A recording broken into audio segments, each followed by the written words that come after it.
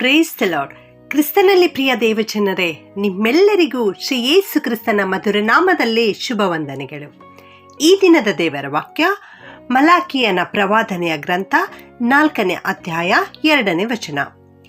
ದೇವರ ಧರ್ಮವೆಂಬ ಸೂರ್ಯನು ಸ್ವಸ್ಥತೆಯನ್ನುಂಟು ಮಾಡುವ ಕಿರಣಗಳುಳ್ಳವನಾಗಿ ಮೂಡುವನು.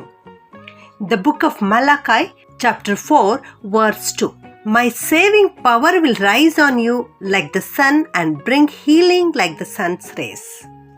ಇಂದಿನ ವಾಕ್ಯದಲ್ಲಿ ನಾವು ನೋಡ್ತಾ ಇದ್ದೇವೆ, ನಮ್ಮ ದೇವರ ಧರ್ಮವೆಂಬ ಸೂರ್ಯನು ನಿಮ್ಮ ಮೇಲೆ ಮೂಡಿ ಬರುವನು ಎಂಬುದಾಗಿ. ಯಾವ ರೂಪದಲ್ಲಿ ಅಂದರೆ ಕಿರಣಗಳ ರೂಪದಲ್ಲಿ.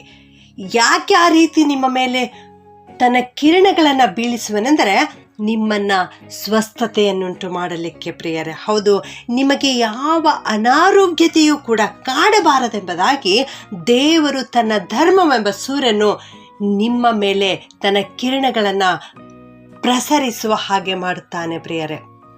ಕೆಲವರಿಗೆ ವ್ಯಾಧಿ ಉಂಟಾದಾಗ ದೇವರನ್ನು ಹುಡುಕುತ್ತಾರೆ. ಕರ್ತನು ನನ್ನ ವ್ಯಾಧಿಯನ್ನು ಗುಣಪಡಿಸುವನು ಎಂಬುದಾಗಿ ಅವರು ನಂಬುತ್ತಾರೆ. ಆದರೆ ನಮ್ಮ ಕರ್ತನಾದರೂ ವ್ಯಾಧಿಯನ್ನು ಗುಣಪಡಿಸುತ್ತಾರೆ, ಹೌದು. ಆದರೆ ವ್ಯಾಧಿ ಬರುವುದಕ್ಕಿಂತ ಮುಂಚೆಯೇ ಆತನು ನಿಮ್ಮನ್ನು ಎಲ್ಲದರಿಂದ ತಪ್ಪಿಸಿ ಕಾಪಾಡಲಿಕ್ಕೆ ಶಕ್ತನಾಗಿದ್ದಾನೆ ಪ್ರಿಯರೇ. ಆದ್ದರಿಂದ ಪ್ರತಿನಿತ್ಯ ನೀವು ದೇವರ ಹತ್ತಿರ ಬಂದು ಪ್ರಾರ್ಥನೆ ಮಾಡಬೇಕು.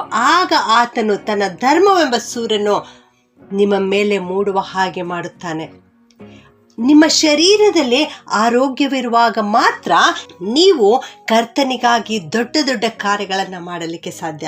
ನಿಮ್ಮ ಕುಟುಂಬದಲ್ಲಿ ಕೆಲಸ ಕಾರ್ಯಗಳನ್ನು ಮಾಡಲಿಕ್ಕೆ ಸಾಧ್ಯ. ನೀವಿರುವ ಸಮಾಜದಲ್ಲಿ ಕರ್ತವ್ಯಗಳನ್ನು ಮಾಡಲಿಕ್ಕೆ ಸಾಧ್ಯ. ಆದ್ದರಿಂದ ನಿಮಗೆ ಆರೋಗ್ಯ ಬೇಕಾದರೆ ಕರ್ತನ ಬಳಿ ಬಂದು ಪ್ರಾರ್ಥನೆ ಮಾಡುವಂಥವರಾಗಿರ್ರಿ. ಕರ್ತನು ಇಸ್ರಾಯೇಲರನ್ನ ಅರಣ್ಯ ಮಾರ್ಗದಲ್ಲಿ ನಡೆಸಿಕೊಂಡು ಬರುವಾಗ ಅವರಲ್ಲಿ ಒಬ್ಬನೂ ಕೂಡ ಬಲಹೀನನಾಗಿರಲಿಲ್ಲ, ಅವರಲ್ಲಿ ಒಬ್ಬನೂ ಕೂಡ ಎಡವುವವನಾಗಿರಲಿಲ್ಲ. ಯಾಕೆಂದರೆ ಕರ್ತನಾದ ದೇವರು ಅವರ ಜೊತೆಗಿದ್ದನು. ಮೋಶೆಗೆ 120 ವರ್ಷಗಳಾದರೂ ಕೂಡ ಅವನ ಕಣ್ಣುಗಳು ಮಬ್ಬಾಗಲಿಲ್ಲ, ಕಾಲುಗಳು ಕೂಡ ಬಲಹೀನಗೊಳ್ಳಲಿಲ್ಲ. ಯಾಕೆಂದರೆ ಹಗಲಲ್ಲಿ ದೇವರು ತನ್ನ ಧರ್ಮವೆಂಬ ಸೂರ್ಯನ ಸ್ವಸ್ಥತೆಯನ್ನುಂಟು ಮಾಡುವ ಕಿರಣಗಳು ಮೇಘ ಸ್ತಂಭದ ಉಪಾದಿಯಲ್ಲಿ ಅವರ ಮೇಲೆ ಬೀಳುವ ಹಾಗೆ ಮಾಡುತ್ತಿದ್ದರು. ರಾತ್ರಿಯಲ್ಲಿ ಅಗ್ನಿ ಸ್ತಂಭದ ಉಪಾದಿಯಲ್ಲಿ ಅವರ ಮೇಲೆ ಬೀಳುವ ಹಾಗೆ ಮಾಡುತ್ತಾ ಇದ್ದರು. ಹೌದು, ಯೇಸು ಸ್ವಾಮಿ ಮುಂದೆ ಈ ಲೋಕದಲ್ಲಿ ಜೀವಿಸುತ್ತಿರುವಾಗ ಅನೇಕ ವ್ಯಾಧಿಗ್ರಸ್ತರನ್ನು ಗುಣಪಡಿಸಿದ್ದಾರೆ ಪ್ರಿಯರೇ.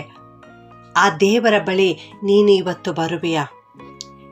ಆಗಿನ ಕಾಲದಲ್ಲಿ ಜನರು ಯೇಸು ಸ್ವಾಮಿಯ ಹತ್ತಿರ ಬಂದು ಆತನ ಉಪದೇಶವನ್ನು ಕೇಳಿಸಿಕೊಂಡು ಆತನಿಂದ ಸ್ವಸ್ಥತೆಯನ್ನು ಪಡೆದುಕೊಂಡರು. ನೀನು ಕೂಡ ಇವತ್ತು ಅನಾರೋಗ್ಯತೆಯಿಂದ ಬಳಲುತ್ತಾ ಇರುವುದಾದರೆ, ನಿನಗೆ ದೈವಿಕ ಸ್ವಸ್ಥತೆ ಬೇಕಿರುವುದಾದರೆ ಇಂದೇ ಕ್ರಿಸ್ತನ ಬಳಿಗೆ ಓಡಿ ಬಾ. ಕ್ರಿಸ್ತನು ಖಂಡಿತವಾಗಿಯೂ ನಿನ್ನನ್ನು ಗುಣಪಡಿಸುತ್ತಾನೆ. ತನ್ನ ಬಾಸುಂಡೆಗಳಿಂದ ನಿನ್ನನ್ನು ವಾಸಿ ಮಾಡುತ್ತಾನೆ. ನಿನ್ನಲ್ಲಿ ಯಾವ ವ್ಯಾಧಿಯೂ ಕೂಡ ಉಂಟಾಗದಂತೆ ಕರ್ತನು ಮಾಡುತ್ತಾನೆ. ತನ್ನ ಧರ್ಮವೆಂಬ ಸೂರ್ಯನು ಸ್ವಸ್ಥತೆಯನ್ನುಂಟು ಮಾಡುವ ಕಿರಣಗಳುಳ್ಳವನಾಗಿ ನಿನ್ನ ಮೇಲೆ ಮೂಡಿ ಬರುವನು. ಪ್ರಾರ್ಥನೆ ಮಾಡಿಕೊಳ್ಳೋಣ. ಪರಿಶುದ್ಧನಾದ ನಮ್ಮ ಪರಲೋಕದ ತಂದೆಯಾದ ದೇವರೇ, ನಿಮಗೆ ಸ್ತೋತ್ರ ಉಂಟಾಗಲಿ ಕರ್ತನೆ. ಇಂದು ನೀವು ಕೊಟ್ಟಿರೋ ವಾಕ್ಯಕ್ಕಾಗಿ ವಂದಿಸ್ತೇವೆ ಸ್ವಾಮಿ. ದೇವರೇ, ನೀನು ನಿಮ್ಮ ಧರ್ಮವೆಂಬ ಸೂರ್ಯನು ಸ್ವಸ್ಥತೆಯನ್ನುಂಟು ಮಾಡುವ ಕಿರಣಗಳನ್ನು ನಮ್ಮೆಲ್ಲರ ಮೇಲೆ ಮೂಡುವ ಹಾಗೆ ಮಾಡುತ್ತೀರಿ ಎನ್ನುವಂತಹ ವಾಕ್ಯವನ್ನು ಇವತ್ತು ನಮಗೆ ಕಲಿಸಿಕೊಟ್ಟದ್ದಕ್ಕಾಗಿ ನಿಮ್ಮನ್ನು ಕೊಂಡಾಡುತ್ತೇವೆ ಕರ್ತನೆ. ಈ ವಾಕ್ಯ ಕೇಳಿಸಿಕೊಳ್ಳುತ್ತಿರುವ ಪ್ರತಿಯೊಬ್ಬೊಬ್ಬರನ್ನು ಆಶೀರ್ವಾದ ಮಾಡು ಕರ್ತನೆ. ಅವರೆಲ್ಲರೂ ಇವತ್ತು ನಿನ್ನ ಪಾದದಲ್ಲಿ ಬಂದಿದ್ದಾರೆ ಸ್ವಾಮಿ. ಅಪ್ಪ, ನೀನೇ ದೈವಿಕ ಸ್ವಸ್ಥತೆಯನ್ನು ಕೊಡುವಾತನು, ನೀವೇ ನಮ್ಮನ್ನು ಗುಣಪಡಿಸುವಾತನು ಎಂಬುದಾಗಿ ನಂಬಿ ನಿನ್ನ ಪಾದದಲ್ಲಿ ಬಂದಿದ್ದಾರೆ ಸ್ವಾಮಿ. ಇವರೆಲ್ಲರನ್ನ ಕರುಣಿಸಪ್ಪ. ಇವರ ಮೇಲೆ ಅಪ್ಪ ನಿನ್ನ ಕಿರಣಗಳು ಮೂಡಿ ಬರಲಿಕ್ಕಾಗುವಂತೆ ಸಹಾಯ ಮಾಡು. ಇವರು ಯಾವಾಗಲೂ ಸ್ವಸ್ಥ ಚಿತ್ತರಾಗಿರ್ಲಿಕ್ಕಾಗುವಂತೆ ಸಹಾಯ ಮಾಡು. ನಿನಗಾಗಿ ದೊಡ್ಡ ದೊಡ್ಡ ಕಾರ್ಯಗಳನ್ನು ಮಾಡಲಿಕ್ಕೆ ಸಹಾಯ ಮಾಡು ದೇವ. ಯಾವ ವ್ಯಾಧಿ ಕೂಡ ಇವರನ್ನು ಮುಟ್ಟದಂತೆ ನೀವೇ ಇವರನ್ನು ಭದ್ರವಾಗಿ ಕಾಯ್ದು ಕಾಪಾಡಿ ನಡೆಸಬೇಕಾಗಿ ಈ ಪ್ರಾರ್ಥನೆಯನ್ನು ಯೇಸುವಿನ ನಾಮದಲ್ಲಿ ಬೇಡುತ್ತೇನೆ ತಂದೆಯೇ. ಆಮೆನ್.